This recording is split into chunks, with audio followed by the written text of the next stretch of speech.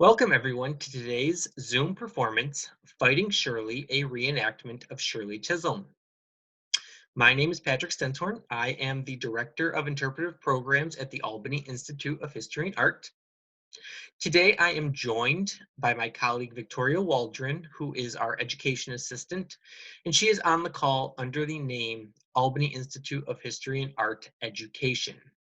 Victoria is on the call today to help with any technical issues if you have any during today's program. So if you find any issues with your audio or your video, please send a message to Victoria and she will be able to assist you. Today's program is the second in a series celebrating the 100th anniversary of women's suffrage in the United States.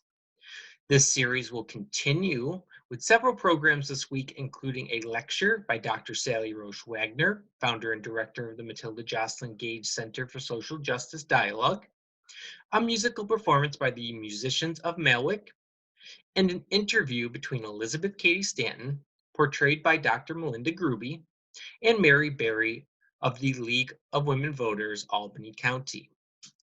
Information for any of these programs can be found on our website, albanyinstitute.org. During today's program, please double check to make sure that you are on speaker view. There is a little box in the top right-hand corner of your screen where you can switch between grid and speaker view.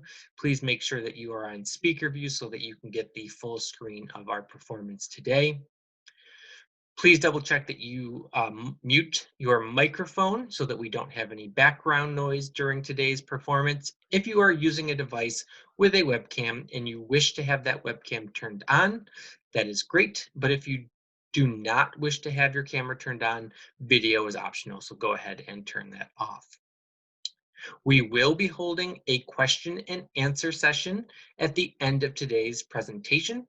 We will ask that you please use the chat function in order to ask your question, and then I will read all questions that come in to our performer.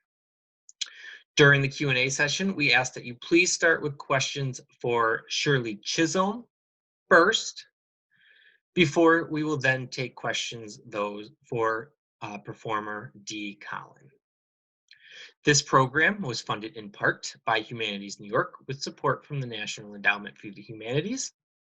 Any views, findings, conclusions, or recommendations expressed in this program do not necessarily represent those of the National Endowment for the Humanities. Without further ado, please join me in welcoming today's featured speaker, Shirley Chisholm. In a just and free society, it would be foolish that I am a national figure because I was the first person in 192 years to be at once a congressman, Black, and a woman. Proves, I would think, that our society is not yet either just or free. In 1972, a large number of persons in this country crossing sex lines, color lines, and ideological lines asked me to consider seriously making a bid for the presidency of the United States. And in the very beginning, to be frank with you, I laughed because I was cognizant of the fact that being simultaneously a Black person and a woman placed me in the position of being a part of two segments in America who have never had any real roles to play in terms of the decision-making processes and policies that govern our lives. And I found that within 5 weeks' time, in 25 states of this country, that people were serious about Shirley Chisholm making a bid for the presidency because they did not want to play politics as usual. They did not want to continue to make a selection between the lesser of two evils. They wanted to pull the lever beside the name of somebody that would bring new input, would bring new circulation in the bloodstream of this country, somebody that does not equivocate, and yes, somebody who has morality and integrity of purpose in the political arena. And I said, yes, I would run. I would run realizing all of the controversies that would swirl about my head. But when you are a catalyst for change in any society, you have to be prepared to take the insults, the abuses, the misapprehensions, the skeptics, those who are not ready for change. You have to be prepared to take all these kinds of situations that would immediately develop when you go against a tradition in this country. A tradition that has said, ever since the inception of the Republic, that has said that only one segment of America can run and hope to aspire to be chief executive of this nation, and that is a white male. It seems there has been some progress since my running, since my fighting days in office. And though I did not live to see the first Black president elected, it is my hope that I am remembered as someone who had guts. And that courage can echo throughout this and future times until more barriers are dismantled. What you should know is that it's not easy being the first of anything. First generation, first college graduate, first Black, or first woman to do anything, and to that point, to be a combination of any number of those things. I came from a family where my mother was a seamstress and my father was an unskilled laborer. And there were 4 girls in my family. There were no boys. And at one time, I could remember our family was so poor that during the Depression years, we had to go on public assistance. And I was such a proud child, such a proud child. I remember so well that when we received our monthly allotment of clothes, and I would wear my dress to school in the morning, Mother could never get me to return to school in the afternoon because I was so proud. And the children were so cruel, and they laughed at the way the dresses hung on my slender frame. I say this to you this afternoon to let you know that I was not born with a brass spoon in my mouth. Because sometimes people feel that because you reached a certain position in life, you came easy. And I want to tell you that in spite of what you may be feeling today, in spite of what your past may have been, look forward. Look to the future because you have many, many wonderful years to come. Every tomorrow has 2 handles. We can take hold of the handle of anxiety or the handle of faith. You are on the move now. And as Frederick Douglass said, power concedes nothing without a struggle. It never has, and it never will. For years, thousands of people from European shores have been coming to this land. They came here hardly able to speak the English language, but they came here and acquired the technological know-how.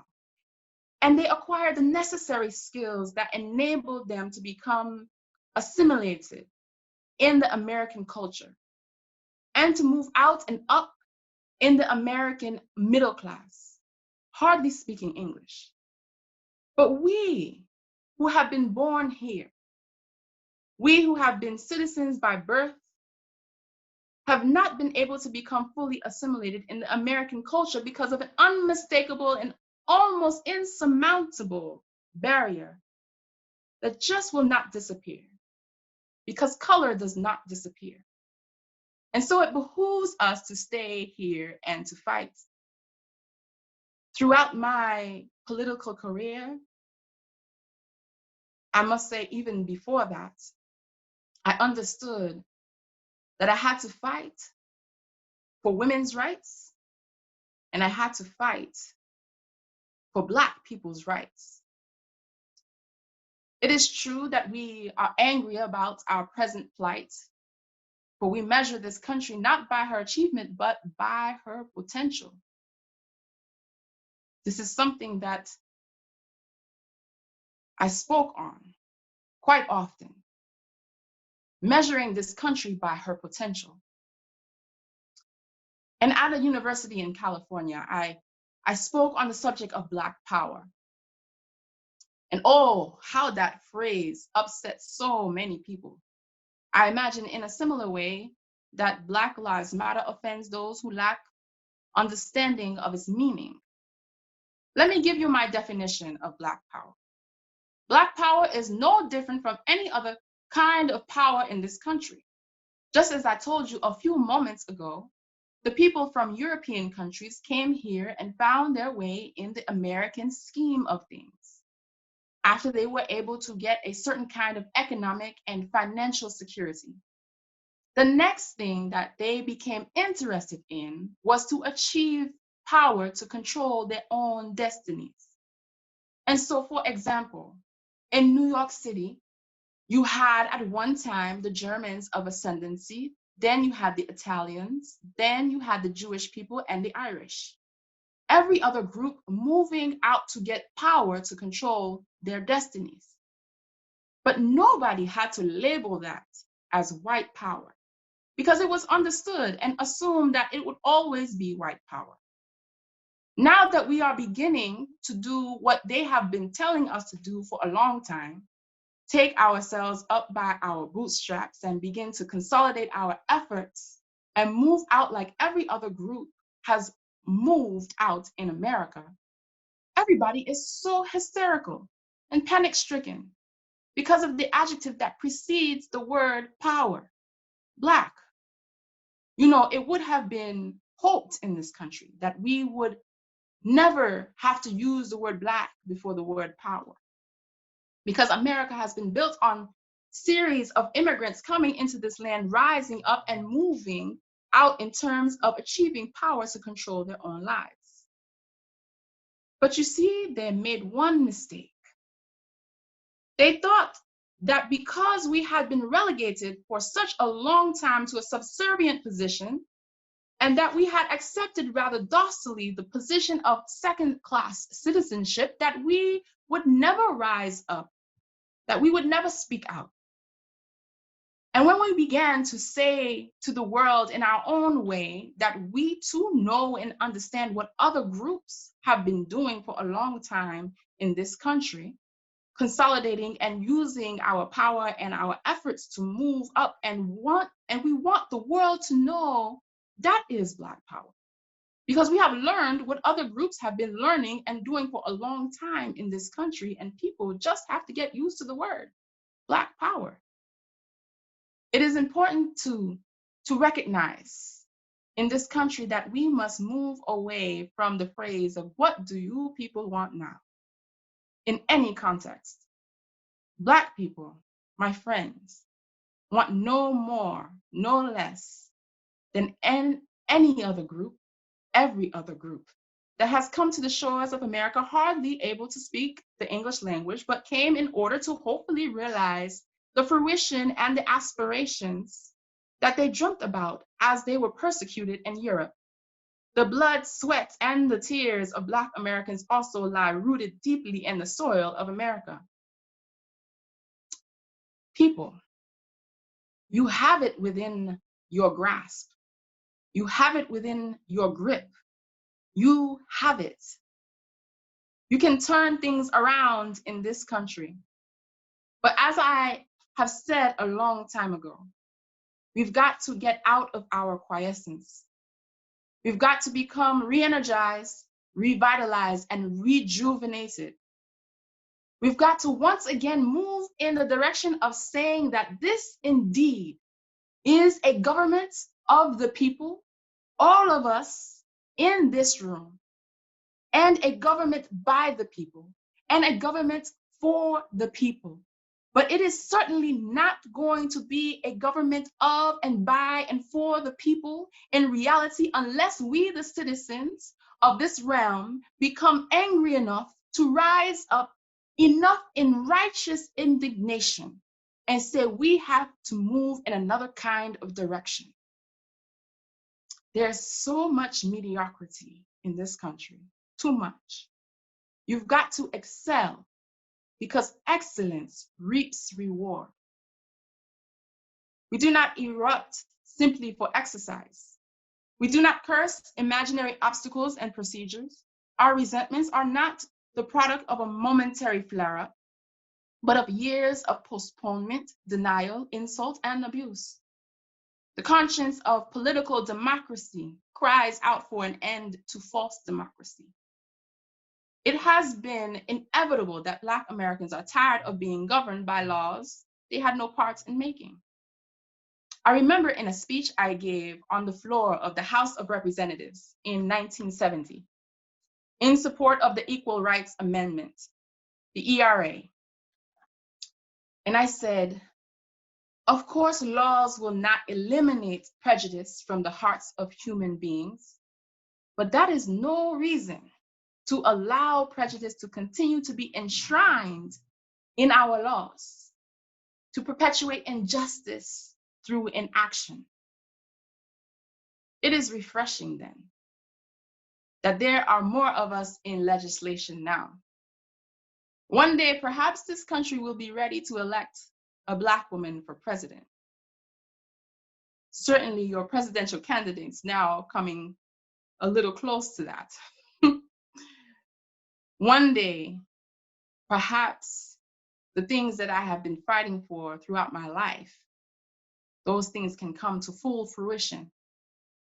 When I think of the farm in Barbados, where I spent much of my childhood, and I think of the hard work of my parents in providing what opportunities they could for myself and my sisters.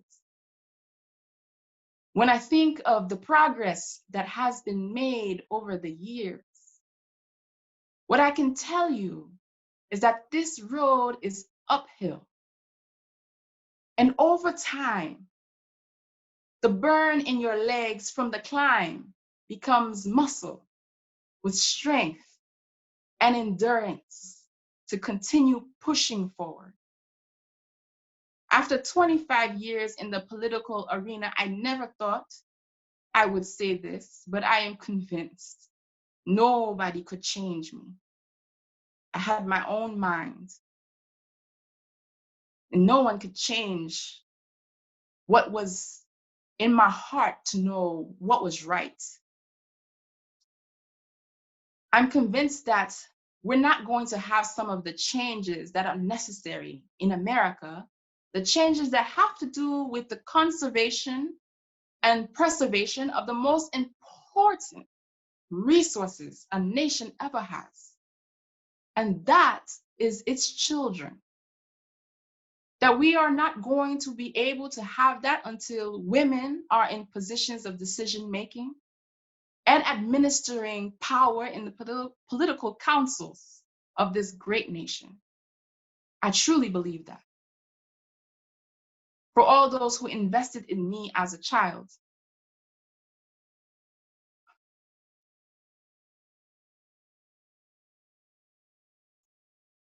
especially my father, who did not live to see the day that I made it into Congress. They made me who I was, who I am. And every child needs that. The inspiration and the motivation, the courage to make where we live, how we live, different and better. And you know, if you don't get a seat at the table, if they don't give you a seat at the table, bring a folding chair and speak your mind. My first year in Congress, I was assigned to the Agricultural Committee, which had little to do with policy interests of my constituents in Brooklyn. Can you imagine they expected me to keep quiet about that? Me, Shirley Chisholm, who never kept her mouth shut for anything that wasn't right. What did Brooklyn have to do with agricultural policies? Well, I broke the rules of decorum for something more relevant to my work than agriculture, and I won what I asked for. Because change does not come with silence. Like I said earlier, I always said I want to be remembered as a person who had guts. I was focused on change and doing the right thing. And when confronted, my resolve was that I do what my conscience tells me to do. I have always spoken out for what I believe. I could not be controlled. My question for all of you who are here this afternoon is, how would you like to be remembered?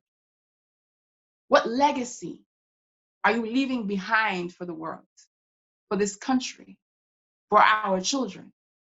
And however great it is, please know it will not be easy, but it is possible.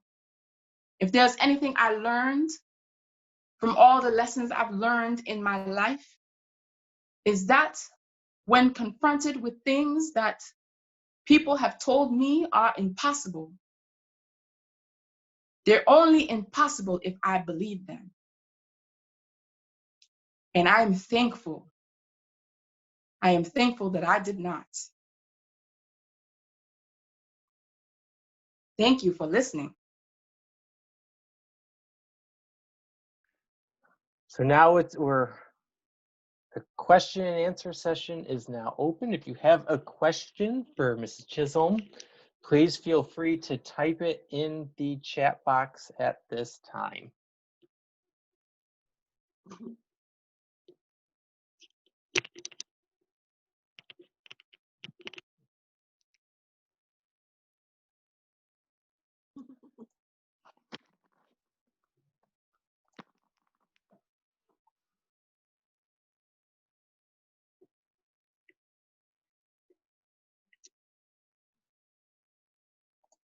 Mrs. Chisholm, you said you were put on the agricultural committee after you joined Congress.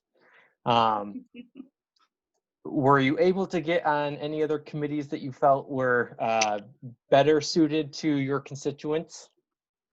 Yes, I was able to work with housing, which made a lot more sense than agriculture, Absolutely. given that my constituents in Brooklyn were dealing with housing issues. Lynn Ashley asked, what gave you the energy to keep fighting with all of your frustrations? Well, I believed in change. And the capacity to change things has to start. It begins with believing that change can happen. I wasn't satisfied with anyone telling me I could not do something because I was Black or because I was a woman. And so I pushed forward. And even if I didn't win the presidency, I knew that my race was really about opening the door for future generations, for women who look like me to also engage in politics and to possibly also pursue the same office that I was pursuing. Lucinda asked if you could tell us more about where you were born and how long you were in Barbados. Well, I was born in Brooklyn. Both of my parents, they knew each other a little in Barbados, but they became very, very familiar with each other when they moved to Brooklyn, and they fell in love in Brooklyn, and I was born in Brooklyn, as well as my sisters, Muriel, Odessa, and Selma. Selma was born later. Muriel and Odessa were born right after me, and to save money, my parents agreed that they would send us to spend a little time in Barbados with my grandmother. And so I stayed in Barbados up until the age of 9, as it was about 7 years or so. I was there with my sisters. And when we came back, well, my mother, she missed us, and she thought to herself that she needed her children to start to know her because it had been years. Um, but they were working as hard as they could, and they thought, well, let's get our children back, and we'll make it work. So I spent a good portion of my childhood in Barbados, and I went to early school uh, in Barbados, and then we came back to Brooklyn. Don and Lois asked, when you ran for president in 1972, did you get a party to nominate you? Well, here's the interesting part. I would have loved to have been nominated, but that wasn't what happened. In those days, I had to still confront the issues of being a woman and being Black. And that was on all fronts. So I had to convince the white women, I had to convince the white men, I had to convince Black men to put me on a presidential ticket. And again, for the people I inspired around the country throughout my travels during that time seeking the nomination, I spoke at many schools, many universities, in front of many audiences. And those who heard me speak, I believe that I left an impression. I think it was quite difficult to be around me and not have an impression of Shirley Chisholm. Um, so yes, it was a formidable pursuit, but I did not get the nomination. Barbara asked, how did you find your way to a political path in Brooklyn? Did you go to high school and college there as well? And she also asked, what organizations did you join or lead? So that there's 3 questions there. Okay. How did you Um, find your political path in Brooklyn? Did you go to high school and college there? And what organizations did you join or lead? yes, I did go to school in Brooklyn. I also went to Brooklyn College. Um, I worked with children as well during those times. I was part of a Democratic club. I did a lot of running around between classes and going to meetings and trying to get involved in politics. Um, I never really envisioned a life in politics, actually. I, I thought to myself, because I'm a Black woman, that the options were very slim as far as a career. And so I had settled in my mind that I would be a teacher. And although I never majored in education, which is quite strange for someone who says that they wanted to be a teacher. My major was sociology, and I had a minor in Spanish. Um, anyway, I worked in early childhood education for quite some time. But there was a professor at Brooklyn College who um, I say took me under his wing, and in debates. He was very impressed.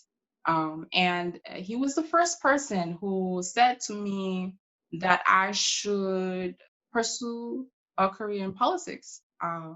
I remember laughing because I did not understand why he would think that. And my professor happened to also be blind. And I think that might have contributed to the relationship that we had that was different than my relationship with other white people. And I said to him, well, I'm a woman and I'm Black. And he said, you seem to be very settled on those things. And I think although I did go into early childhood education, those words really resonated with me, and they never left my thinking.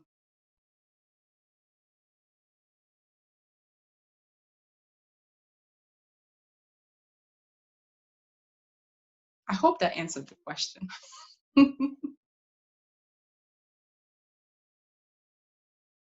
I'm muted. I have to unmute myself there. I think it did. How did you feel you were treated during the presidential campaign in 72? Well, um, hmm, I imagine it's not that different than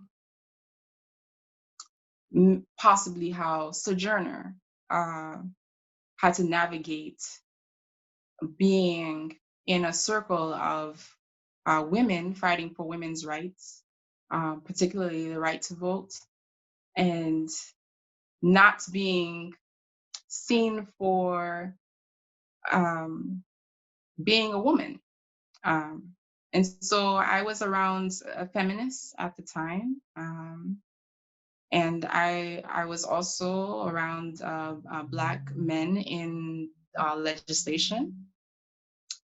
And I found often that folks were intimidated by not just me being there. It wasn't just my presence, it was that I was present and I was willing to speak and object and do that without a fear of consequence.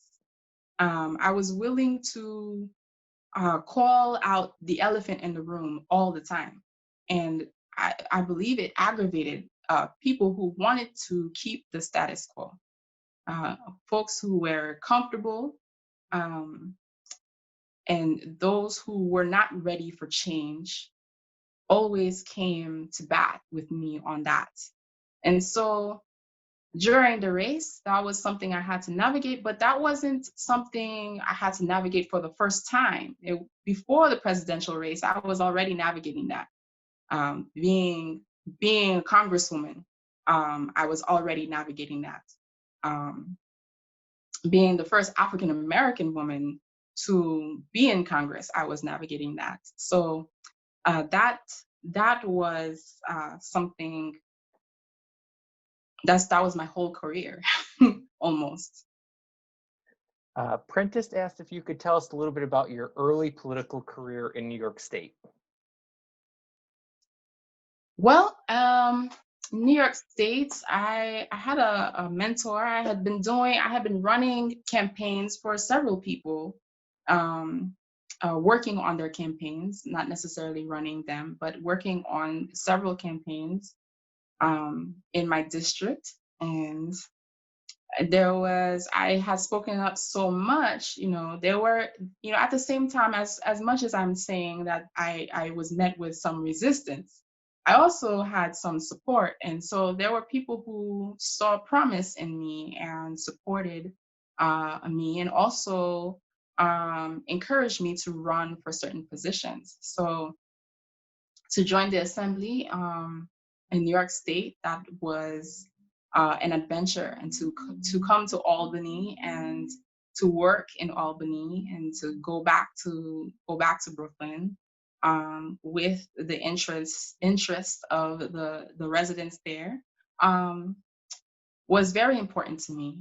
And there were some issues that were very important to me throughout my career, like education, for example, especially because I had been working in education for so long, and really equality on all sides, whether that was housing or um, that was financial stability, resources, and having those things available to people who were seeking them for a long time, and having roadblocks in the way.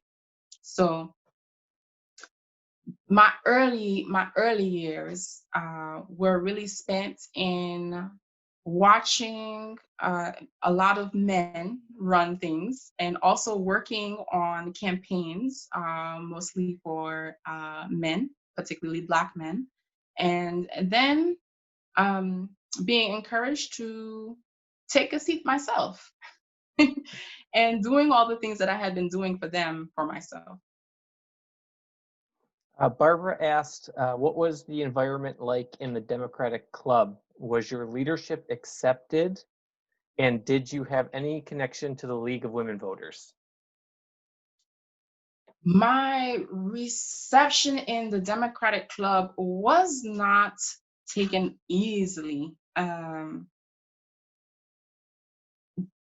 The former head of that, we were quite close. He was somewhat of a mentor for me, and he had been leading for a very long time. And once I took his place, really, we didn't speak for years, years and years. I'd say maybe 10 years we didn't speak at all. And that was because of me taking the lead. Um, and so, there was those kinds of things that I knew that would come with the journey, and I had to accept those things and push forward.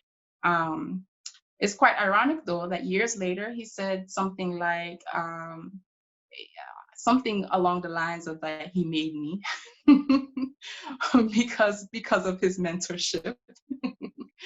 um, so change was slow in the Democratic Club. They were used to things happening a certain way. They were not used to a Black woman leading at all. Um, I forget the second part of that question. Were you involved with the League of Women Voters? Yes, I was. I was involved with the League of Women Voters. Um, and like I said, I was involved with a lot of different things, many different things. Um, and I kept a very busy schedule. Very, very busy schedule, particularly when I was still in school during my college years, but also when I returned to school for more education. That time period of my life was very busy with class and going to meetings, whether it was the Democratic Club or League of Women Voters or other meetings regarding politics in my city. Do we have any other questions for Ms. Chisholm today? So it looks like that was the last question that came through for Ms. Chisholm. Is it okay if we now move to questions about D. Collin? Sure. Well, thank you. My Thank you. Yeah. transformation. I want to make sure I can get our performers information in too. So originally from Bridgeport, Connecticut, Dee Collin is a poet, performer, visual artist, and educator living in Troy, New York. She is the author of 2 poetry collections, Dreaming in Creole and Said the Swing to the Hoop, as well as Cave Canem, Vona, and a New York State Writer Institute Fellow. She is the host and curator for the weekly poetry open mic Poetic Vibe.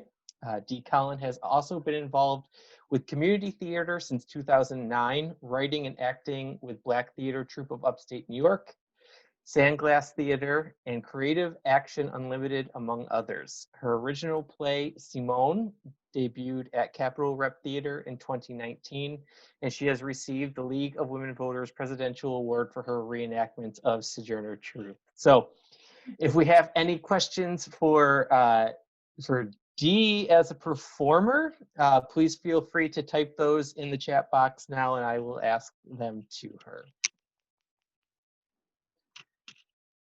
How do you like doing these reenactments? How do I like? I love them. I started doing reenactments of Sojourner, and that evolved to also doing reenactments of Harriet Tubman. And last year, I started getting an itch to do a reenactment of Shirley Chisholm. And so I just started speaking that into existence. And then I think Regina's in here, invited me to do Shirley Chisholm for the League of Women Voters. And I was so excited to do that. But reenactments give me an opportunity to bring to life a story that maybe not everyone knows. I know, like, for the 3 women that I just named about doing reenactments, the one that I learned the most about in school was Harriet Tubman. I really didn't learn a lot about Sojourner Truth. and I didn't learn anything about Shirley Chisholm from K through 12. I didn't know anything about Shirley Chisholm until I got to college. So I think it's really important to kind of like dig into these stories and bring them to life, so that more people can have access to that kind of knowledge. Also, they're like super badass, powerful women. And it's really cool to step into that kind of spirit, because they just, I don't know, like the things that they did in their lives is just amazing to me. Oh, we have a couple questions that are kind of along the same line. So Roshni asked how much research you do to undertake your performances and what kinds of resources do you use? And specifically about Shirley, Barbara asked how many hours of tapes have you watched of Shirley Chisholm? Wow. So first, there's a lot of research, like a lot. I have to read a lot. Um, the difference between Shirley and Harriet and Sojourner is that Shirley has like video that I can watch. Yep. Sojourner and Harriet don't. So, and Harriet doesn't even have a narrative.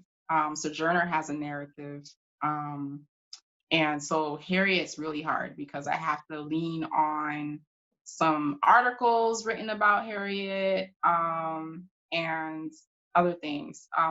Sojourner, I read her narrative. I also did a lot of research on her speeches, particularly like Ain't I a Woman is a speech that everybody knows. But it's not the version that everybody knows is not the version that's not how she said it. So I had to do a lot of research there. For Shirley, I spent a lot of hours on YouTube.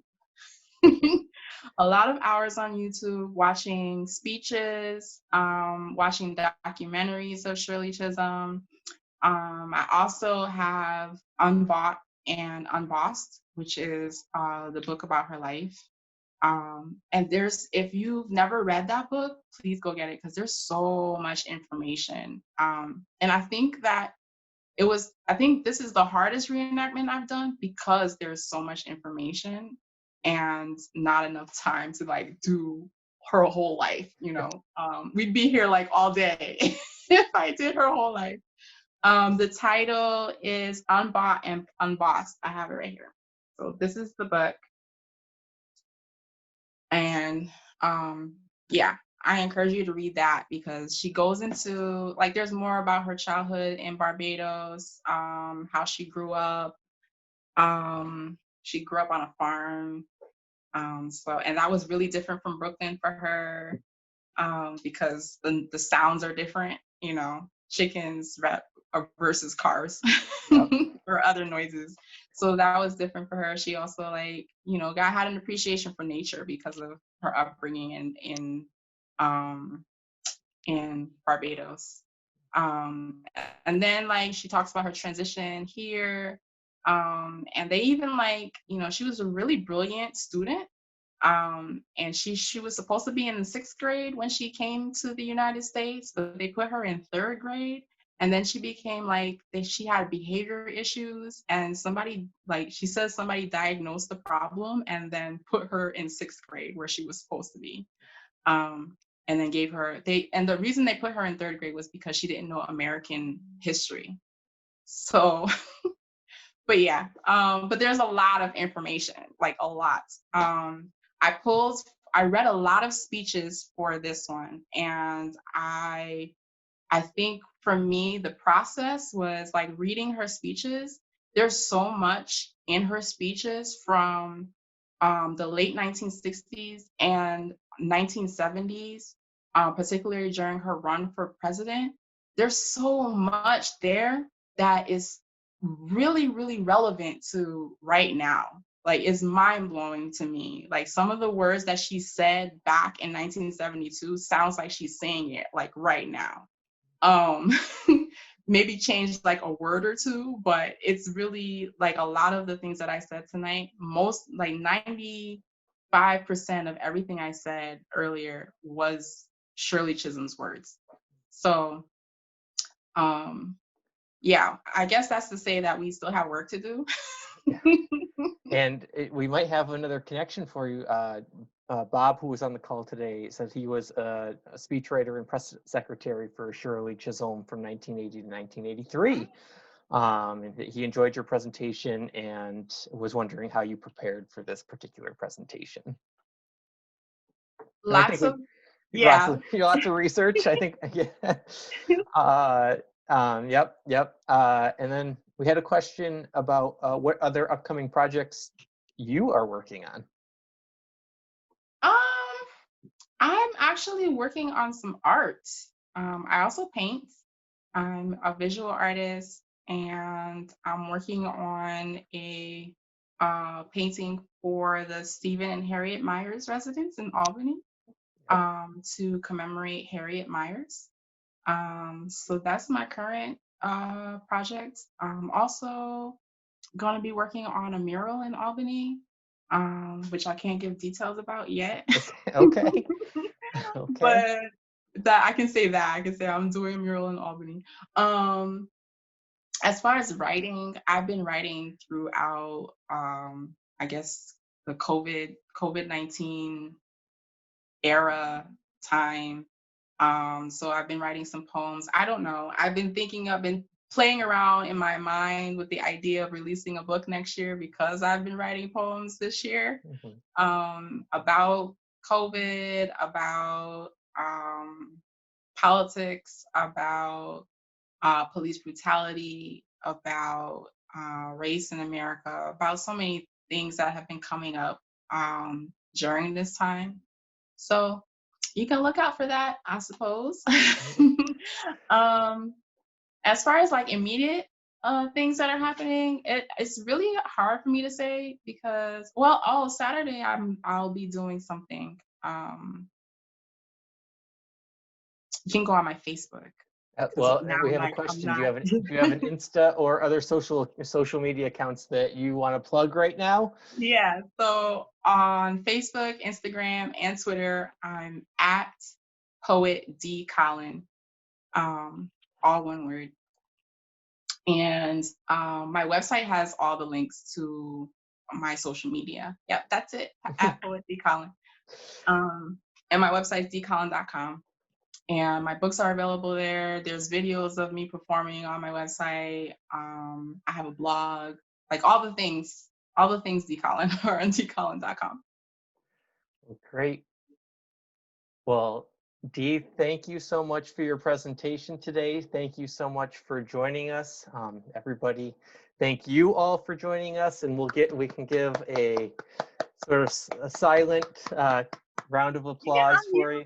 You can unmute. Yes, you can unmute if you want to give a round of applause. So thank you very much for joining us today. And thank you everybody for joining us, and I hope everybody has a great rest of your day. Thank you for having me. Yes, thank you. Thank you.